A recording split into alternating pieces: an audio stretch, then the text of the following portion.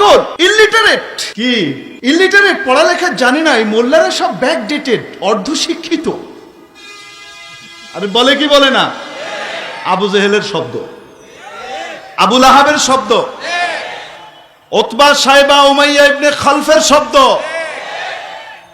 উকবা ইবনে আবি মুআইতের শব্দ। এরা এই সমস্ত ভাষাই বলতো।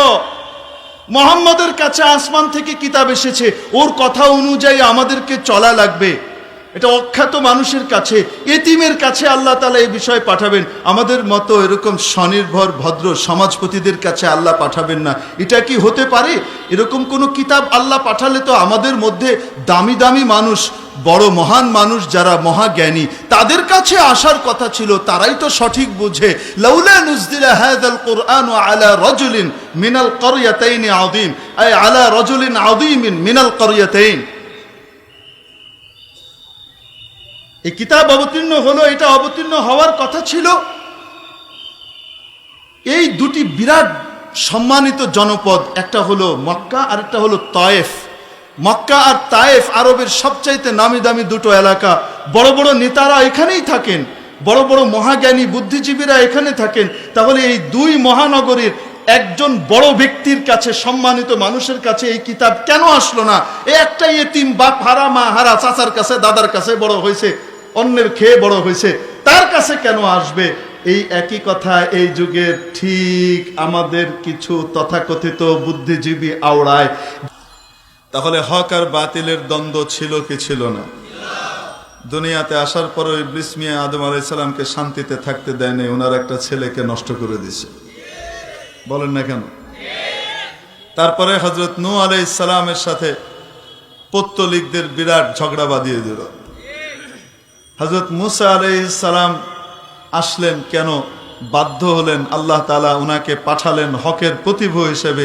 কারণ ফিরাউন বাতিলের জাল বিছিয়ে গোটা পৃথিবী ধ্বংস করে দিচ্ছিল।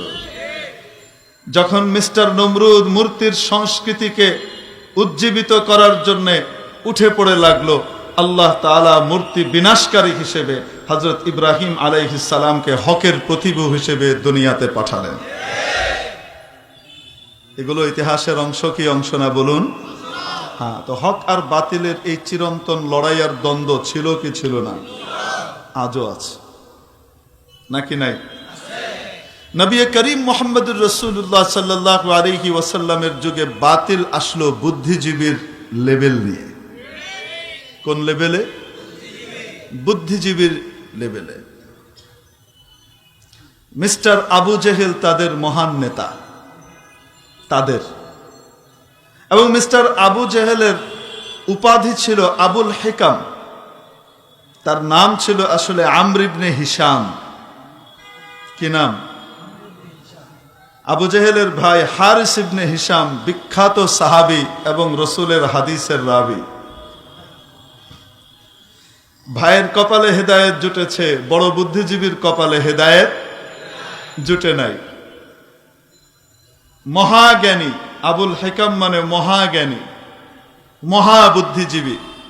এই বুদ্ধিজীবী বুদ্ধিবৃত্তিক সমাজ দিয়ে এবং চেতনার নাম দিয়ে গোটা মক্কা নগরীকে নবী মুহাম্মদুর রাসূলুল্লাহ সাল্লাল্লাহু আলাইহি সাল্লামের বিরুদ্ধে লেলিয়ে দিল। যখন কোনোভাবেই নবীজিকে পরাস্ত করতে পারছে না বুদ্ধি দিয়ে, কোনোভাবেই ঠেকানো যাচ্ছে না, তখন চেষ্টা করলো মিডিয়া ব্যবহার করা দরকার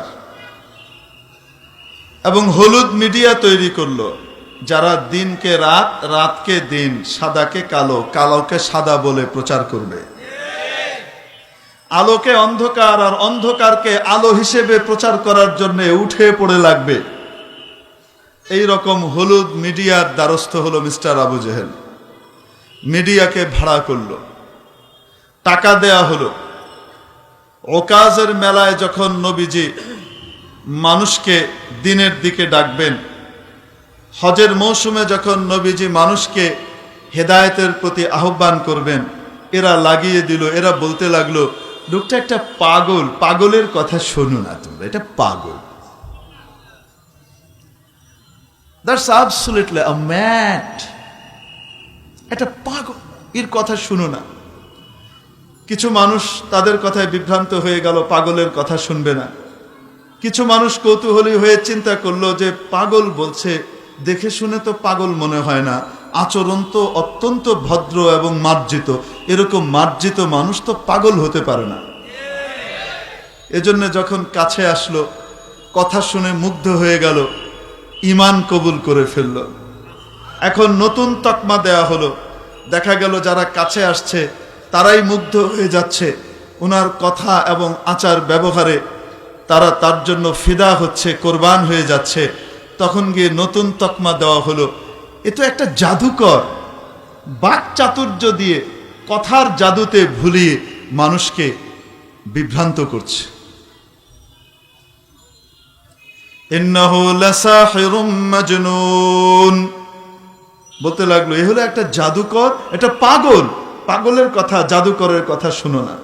কিছু মানুষ তাদের এই প্রোপাগান্ডাতে কি হয়ে গেল, বিভ্রান্ত হয়ে গেল। আজও সেই ধরনের আবু জেহেলের তৈরি করা ওই হলুদ মিডিয়ার প্রেতাত্মারা আছে না নাই?